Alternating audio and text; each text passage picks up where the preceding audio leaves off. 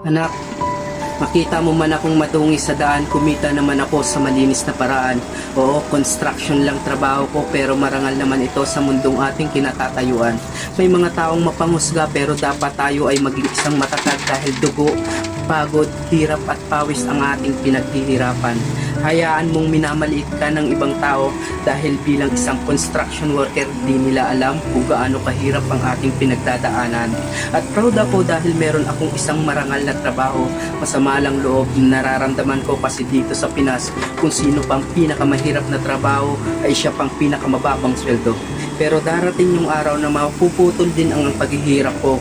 Kaya anak, pagbutihin mo ang pag-aaral mo. Dugo at pawis ang puhunan ni tatay para gumanda ang buhay mo. Lahat kakayanin ni tatay para sa iyo.